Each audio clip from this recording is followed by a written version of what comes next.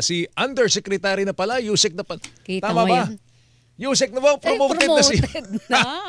si Undersecretary Oo. Albert Domingo, spokesperson ng Department of Health. Yusek! Magandang umaga and congratulations. Hindi ka nagsasalita, Yusek ha? Malihim ka. Malihim ka. Good morning po, Sir Joel, Ma'am Weng. Maraming Deserved. salamat po. Magandang umaga sa lahat ng mga kapusong nakikinig at nanonood. Yun. Alright, tell us more about this. Itong pay ward, pati mga shared room sa mga DOH hospital. So ito i-cover na rin po ng zero balance billing. Opo. Sa mandato ng ating Pangulong Marcos na binigay sa atin ni ES Recto kay Secretary Ted, kasama ako sa meeting. Sabing actually kaka-follow up nga lang kahapon This is a very active push from Malacanang na dapat yung zero balance billing ay ating palawakin na.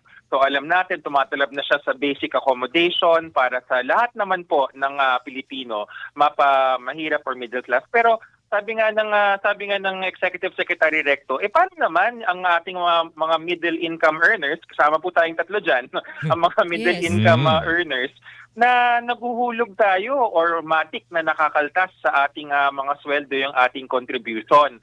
Dapat meron tayong maramdaman man lang na benepisyo dahil tayo naguhulog nga. So, ang unang panukala na ito po ginagawa ng inaaral na po ngayon, yung polisiya, ilalabas po natin yan as soon as possible.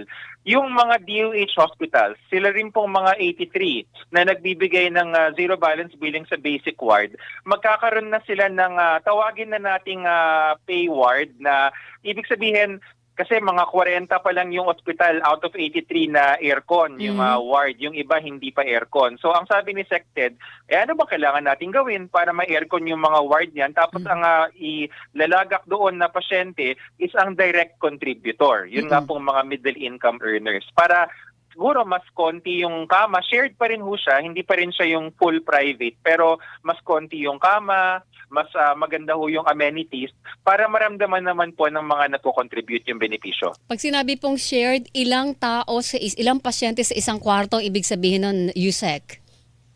So, ang tinitingnan namin, Miss Weng, hindi pa ho natin itataga sa bato, no? Pero yung mga modelong nakikita natin, halimbawa, ako po, ang inyong lingkod, nakabiyahe ako sa on official travel to South Korea.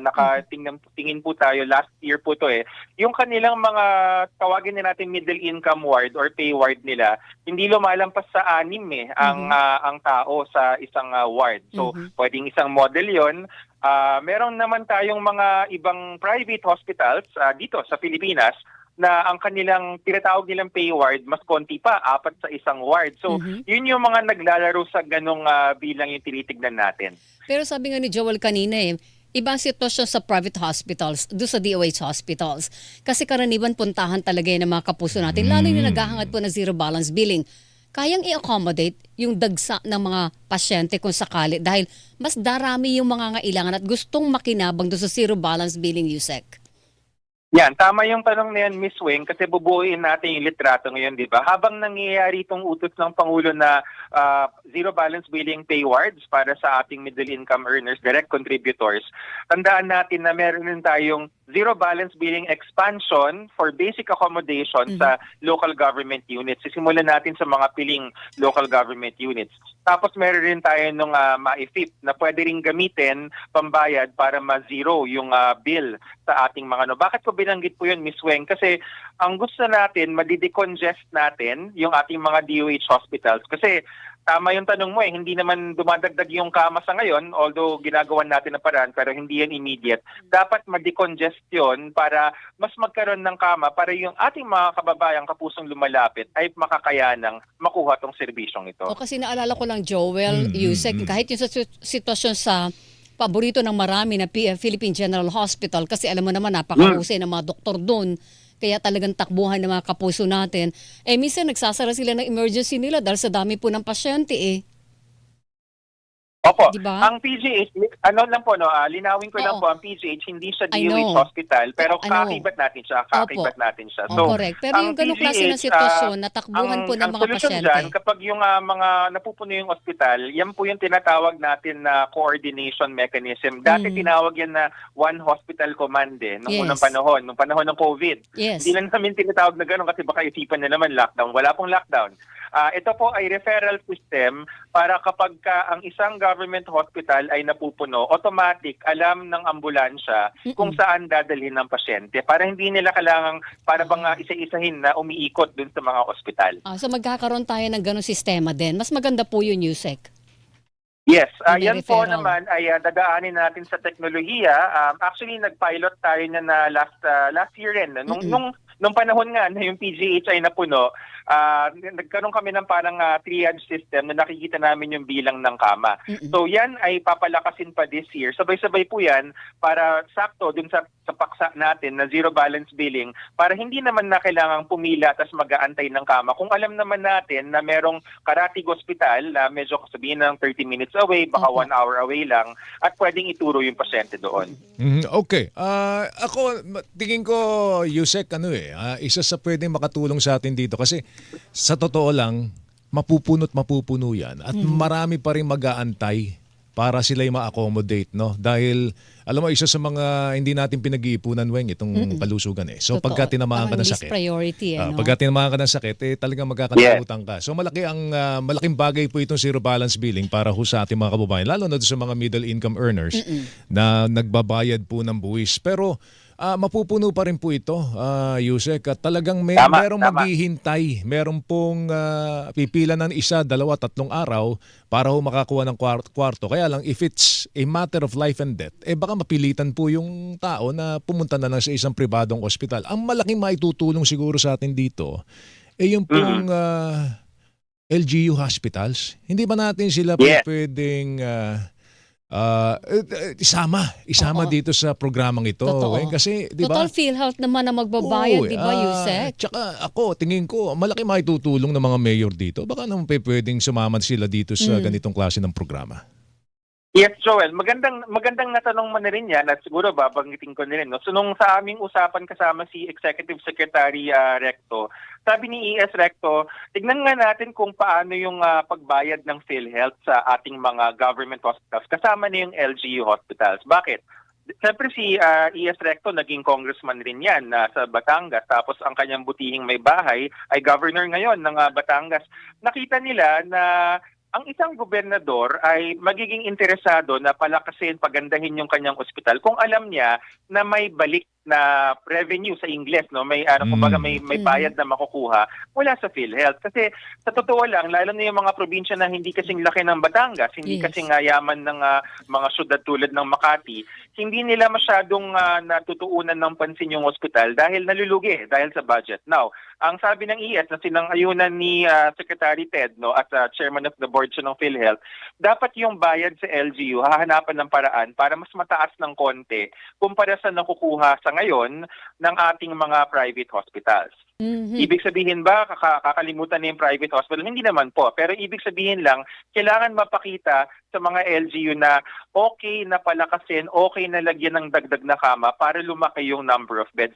Alam niyo, Joel and Miss Weng, ang patunay dyan, yung dialysis package, simula nung tinaas ng PhilHealth yung dialysis package sa 6,350, yung current rate ngayon, abay kaliwat kanan, nagsisiusbungan, at hindi masama yun, nagsisiusbungan yung mga dialysis center kasi kaya ng bayaran ng PhilHealth yung gastos. So yun yung modelo. Kung tama ang bayad ng PhilHealth at tinatama na ngayon, baka sakaling tuunan na ng pansin yung mga kama ng mga LGU. Tsaka yung bilis ng pagbabayad ng PhilHealth. Kasi dati, remember, nagka-problema dati sa mga private hospitals, Yusek. Ngayon, hindi na tayo naririnig ito. Pero mas maganda kung mas sigurado kung isasama natin ang LGU hospitals kasi pagkakitaan din naman nila ito, mabilis yung bayad. Tama, konektado yan, Ms. Weng. No? At actually, sa aming usapan ni President and CEO Edwin Mercado ng PhilHealth, sabi nga niya, binababa na nila, I think na breach na nila, natawid na nila yung cut-off na 20 or 17 days na yata yung processing nila. Ang gusto nila, ang pangarap talaga, 7 days. Yun yung dream or even less. Pero sa ngayon, realistically, yung dating 60 days, 90 days, napababa nila to 20 or less. So, tama ka, Miss Weng, hindi lang yung kama, pati yung mga PF ng doktor, professional fee, maaaring bumaba kung alam ng doktor na makukuha nila yung bayad nila on time. Okay. Kasi usually ang mga doktor kaya mataas yung singil dahil sayang yung waiting time. Totoo. Kaya ang PF nilang totoo, kunyari lang to ay dapat 5,000 lang. Pero dahil 6 na buwan o higit sa 6 na buwan sila mag-aantay, gagawin ng doktor, teka muna, nagpapakain din ako ng anak, magbabayad din ako ng kuryente, kailangan yung PF medyo i-adjust ko para dun sa interest ng pera. So malaking bagay yung performance rin ng PhilHealth dito. Malilinawin din natin, Yusek Joel, kasama sa zero balance billing ang professional fee ng mga doctors.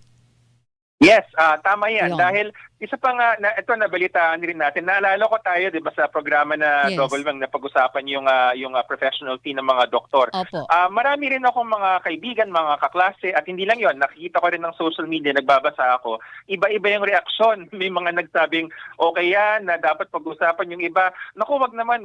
But I think one thing is clear. Kapag tama yung pagpresyo, meaning alam natin na ito talaga yung valor, no, yung nung serbisyo, dahil ito yung expertise ng espesyalista, ito yung ginawa na procedure, ay pumapayag naman yung mga doktor na ayusin yung kumbaga yung charging. So, importante yung usapin na yan dun sa costing at I think tinututukan din rin yan ng PhilHealth kasama ng ating mga medical associations. Okay, ito lang, Weng, bigyan natin ng daan itong text Sige. message na ito na palagay ko napakahalaga din. Dapat pong unahin muna suliranin ng mga pasyente na meron pong mga laboratory request na pinabibigay po sa kanila yung mga doktor, ultrasound, 2D echo, CT scan, Mahal MRI, yan, mga etc. Tamang meron po niyan ang hospital under DOH pero buwan po ang aabutin bago Dahil sa po haba may ng schedule. Sa sobrang Dahil haba sa ng pila. pila, no? Kaya po napipilitan sa private magpa-laboratory, napakamahal naman sabi mo, Weng, di ba? Ng laboratorio ng ganitong klase ng procedure. So, ano ito? Alam ko ang PhilHealth merong yakap program pati laboratorio, 'di ba? Meron. Ay Tsaka check-up. sinasakop na, 'di ba? Tama ho ba 'yun? Yusek? Yusek Yes, Albert. yes, Joel and Miss Weng. Tama yung tanong ni Johnson, no, yung nag-text natin. Meron tayo kasing PhilHealth Yakap program. Yan pong Yakap, yung mga laboratory, I think mga 21 ba o 15. May mga laboratory na kasama doon. Kasama yung mga blood chemistry, kasama yung ECG, kasama po dun sa mga laboratory ng ating Yakap. Ngayon, pero naintindihan ko yung texter natin. Meron kasing mga procedure na maaaring hindi pa kasama dun sa Yakap. Saan ho tayo pwedeng pumunta? Hindi ho kailangan pumunta sa ospital. Kung tayo po ay nasa lugar na may malapit na bukas center, DOH rin po yon, bagong urgent care and ambulatory service centers, yan po yung mga DOH urgent care facilities na hindi kailangan ma-confine, mabibigay pa rin yung mga ibang laboratorio na yon. Yun po yung sagot dyan para hindi na kailangan pumunta sa ER ng ospital. All right. Yusek, again, congratulations to Yes. you. Baka may mga tanong pa kami, Salamat po. tatawagan ka namin ulit. In the Sir- meantime, good morning. Opo. Maraming salamat po, Yusek. Thank you so much. Salamat po and good morning. Good morning. Si Undersecretary Albert Domingo, spokesperson, Department of Health.